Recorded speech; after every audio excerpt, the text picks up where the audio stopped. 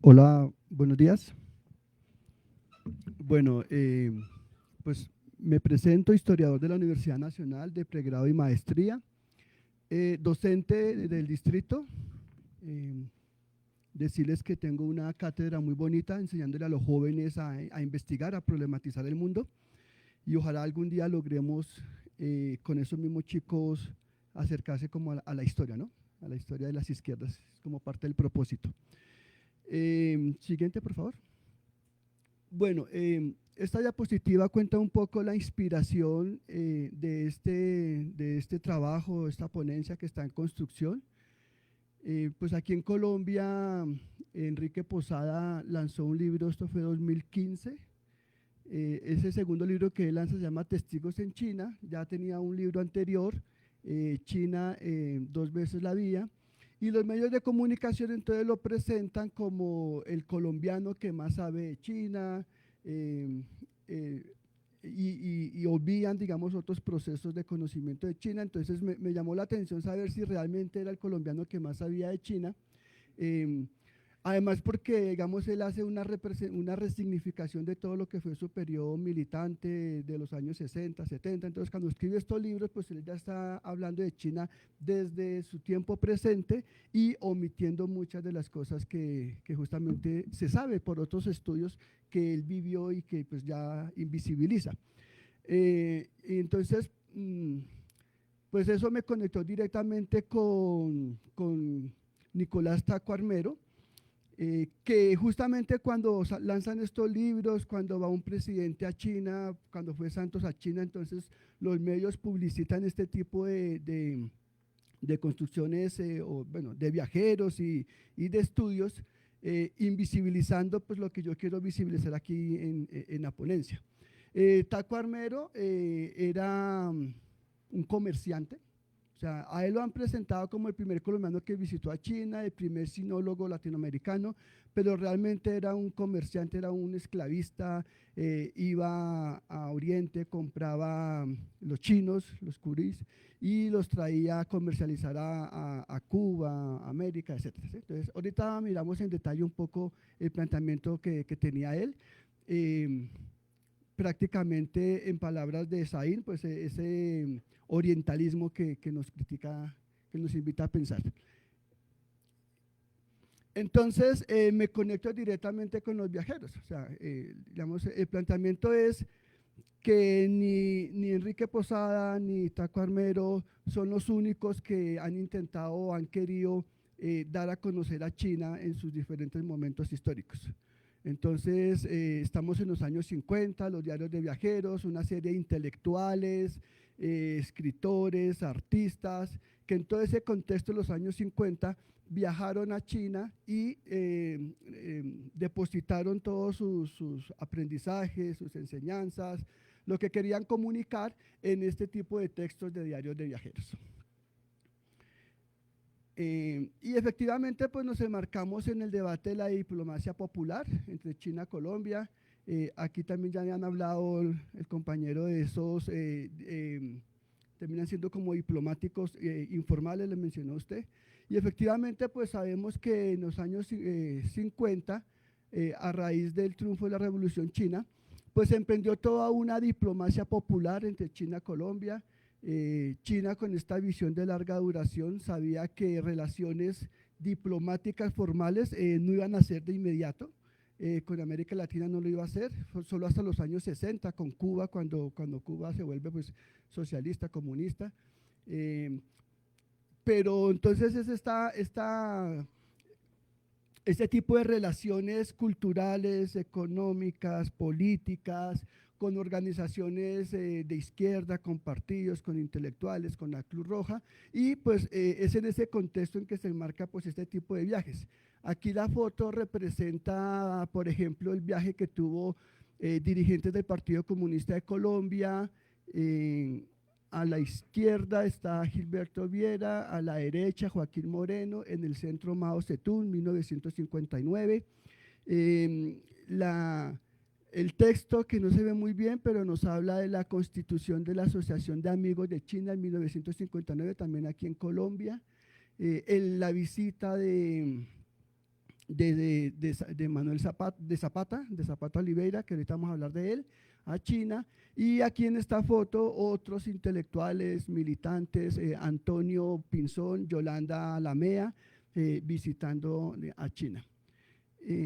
Importante en este contexto de los años 50 hasta el 59, cuando se conformó la asociación, es un contexto policlasista. O sea, esto es muy interesante porque no solo eran los viajeros militantes de los partidos comunistas, sino también liberales, conservadores. De hecho, aquí en Colombia, en esas visitas, se dio la primera visita, digamos, de Estado, pero no formalmente como representación del Estado, pero fueron conservadores. Laureano Gómez envió emisarios, ¿sí?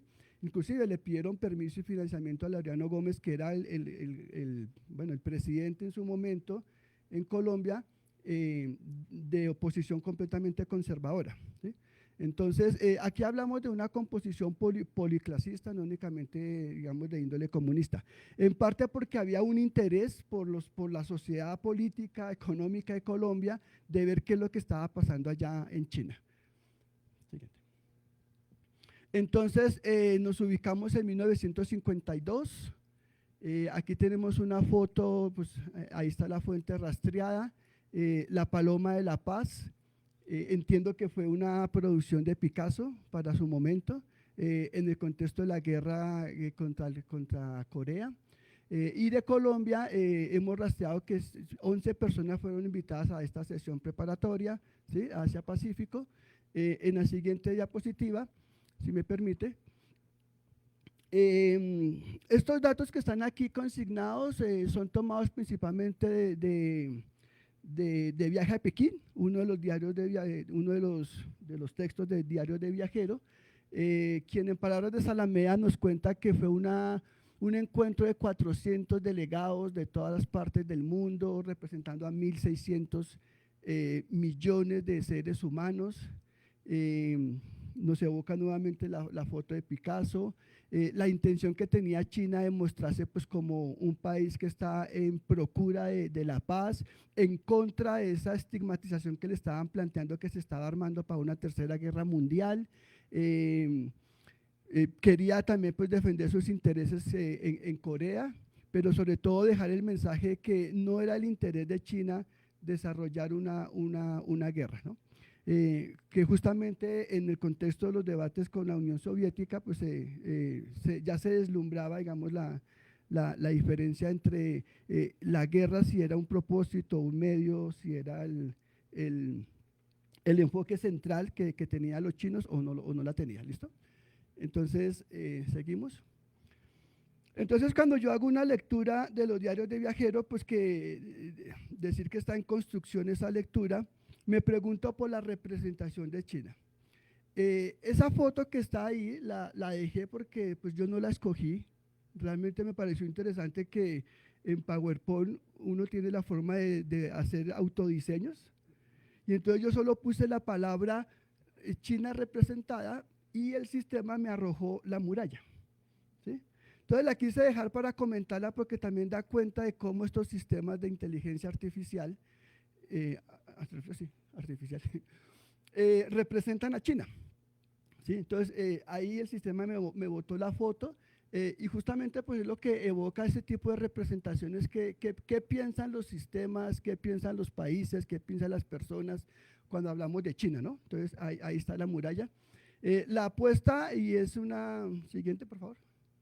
Entonces, como tenemos que hablar de cómo es representada China en los diarios de viajeros, pues quise hacer un pequeño recorrido. Aquí me estoy apoyando en un texto, El Camaleón Chino, si alguien lo conoce, El Camaleón Chino. Es un texto que fue publicado antes de Saín, antes de Orientalismo, donde el autor pues hace como un recorrido de cómo históricamente se ha representado China desde Europa, ¿sí? Entonces aquí nos enmarcamos en esas primeras representaciones cuando China es visto como, dice acá, en primer lugar se da una etapa medieval en la que se muestra una China poderosa, abundante en recursos, rica, con un volumen de comercio inmenso. Era la forma en que a principios del siglo XIX era representada la China. Siguiente. Perdón, esto estamos hablando del siglo XVI. En la Edad Moderna China es mostrada como un estado ideal gobernado por filósofos, la formación de una utopía burocrática confuciana. Es ese momento en que China era como un ideal de esparcimiento filosófico, si bien se mostraba una China inmóvil, pero una China muy dinámica en su pensamiento, ¿no?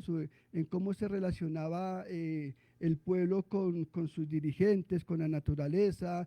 Llega a Europa las primeras ideas de lo que era la filosofía confuciana, ¿sí? Entonces, estas son las representaciones hasta ahí.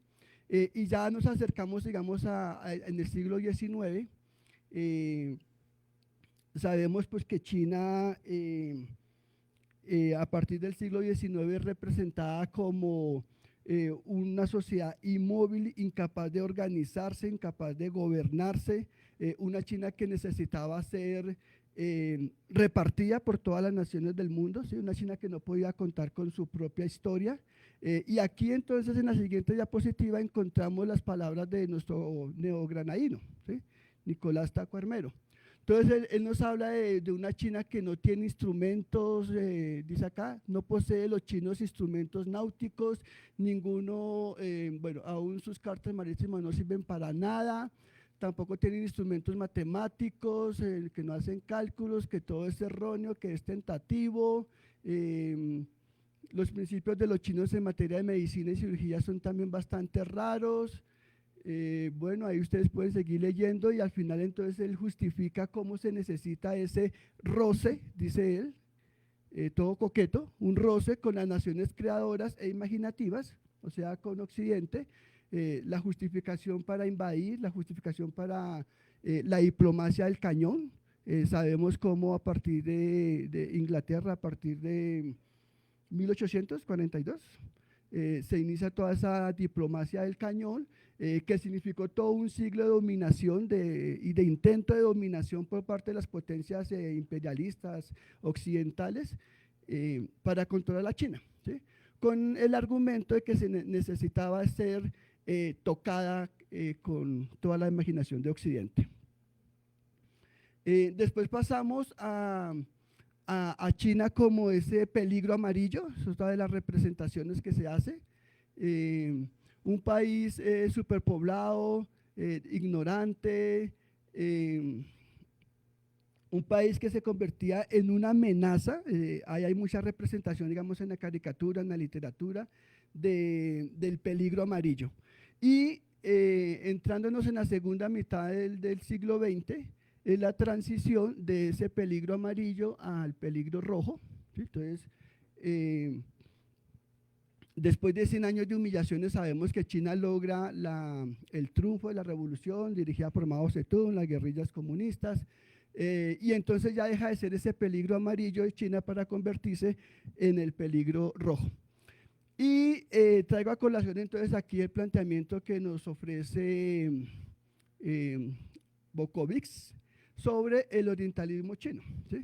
Es una representación que está en debate hoy en día, en pleno siglo XXI, y entonces pasamos de esa representación en términos de orientalismo, ¿sí? China vista como lo negativo, lo inferior a Occidente, y Bokovic nos invita a pensar en una representación, si me permite, orientalismo sinológico, en donde hay un intento de resignificar la historia, sobre todo el periodo maoísta, de 1949 al 76, en donde China es positiva en la medida que se acerca a los ideales de Occidente y es negativa en la medida que se distancia de esos ideales de Occidente. Entonces, mucho de toda esta literatura tiene esa representación donde justamente son las políticas del periodo maoísta que alejan a China de ese ideal de Occidente, y por ende es el periodo más nefasto de la historia de China, lo dicen todos estos autores. Este libro es de colombiano, fue lanzado hace un par de años en la Embajada de China por una profesora acá en Colombia. El resto pues sabemos, digamos, que los tanques de pensamiento de Occidente, ¿no? Entonces, a partir de esa representación de China, esta es una hipótesis que yo vengo trabajando, como digo, está en construcción, y entonces lo que yo me pongo, lo que yo planteo es que si bien Taco Armero plantea una representación muy al estilo de orientalismo, nuestros intelectuales, representantes, digamos, de las izquierdas del progresismo, se van al extremo de lo que yo llamo un orientalismo en positivo, ¿sí? Y lo que planteo es que ninguna de las dos representaciones dan cuenta de una China en sus propias condiciones históricas, culturales, ideológicas, y es un llamado al debate entre Oriente y Occidente. O sea, cómo nosotros desde Oriente, bien sea desde una posición de izquierda o los que lo vienen haciendo históricamente desde la derecha, representan a Oriente y cómo nos acercamos a Oriente, ¿sí? No sé si sea el camino, como nos comentó el compañero, lo que hizo eh, Corbares, ¿sí? Que era como intentar volverse chino, ¿sí? Pero habría que ver la manera, inclusive desde la historia de pronto hay una pista y es poder analizar las situaciones en su contexto histórico, cultural, político, ¿sí? Que nos permita hacer esas representaciones, ¿sí? O sea, creo yo que el camino no es que seamos chinos, ni que pensemos como ellos, porque tenemos una larga tradición de Occidente, pero tampoco hacerlo desde las claves de Occidente y quizás el método histórico de poder ver en contexto histórico, nos permitirá hacer una mejor representación. Entonces, pues justamente en los diarios de viajeros, lo que yo indago por parte de estos colombianos es una China, digamos, revolucionaria, donde todo es nuevo, donde hay una lucha por la construcción en la economía, en la política, en la cultura, un rompimiento por el feudalismo, ¿sí? Es una China de solo rupturas, y es mi crítica. No muestran una China donde también haya continuidades.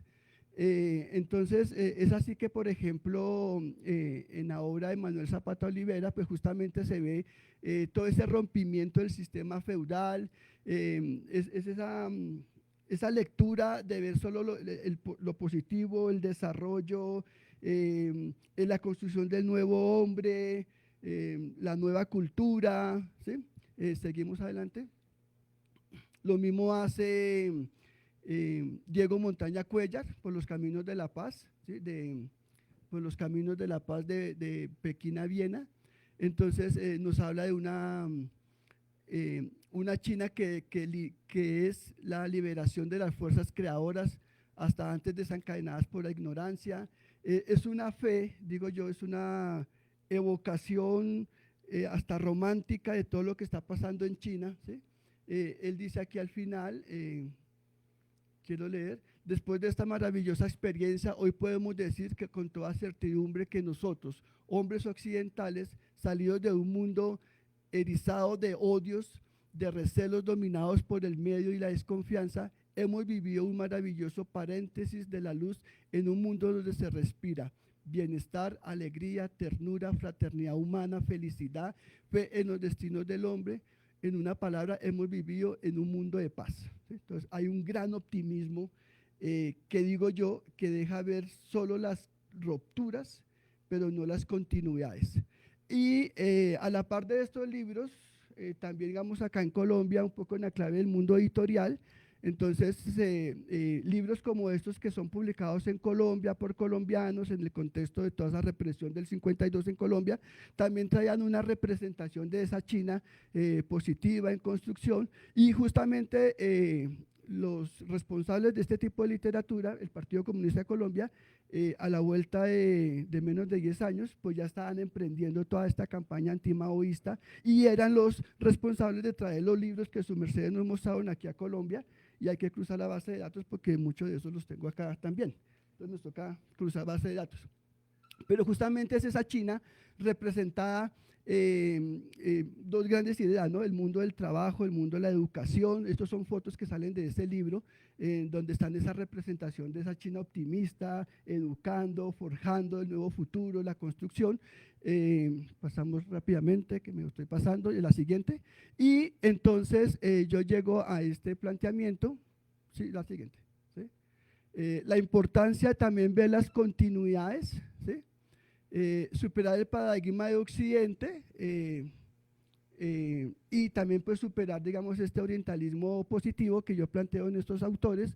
Y acá pues tengo como un ejemplo de lo que podría ser si comprendemos de una manera diferente. Dice acá, la concepción del gran timonel, un planteamiento comunista, le hace el señor feudal o padre hermano mayor, que es una concepción confuciana, ¿no? La lealtad al hermano mayor. La obediencia al partido le hace el soberano, al soberano la lealtad, ¿sí? También principio confuciano. El autocultivo del comunista le hace la voluntad sincera, que también plantea Confucio. Son todos prédicas que se pueden leer fácilmente desde la doctrina confuciana, ¿sí? Lo mismo con todo el tema de la educación, ¿sí? Pues para Confucio, para la filosofía confuciana, la educación no debe tener distinto de clases y pues también pues esto era una prédica para el Partido Comunista, ¿sí? Entonces es como ese llamado a entender que los procesos revolucionarios, si bien generan rupturas, también generan continuidades y la civilización china, que de hecho es la única que existe actualmente como civilización, pues no desapareció con el triunfo de la Revolución China y habría que entender entonces cómo esas apuestas por chinizar el maoísmo justamente darían cuenta de una representación diferente si lo leemos con esos lentes también desde Occidente. Muchas gracias.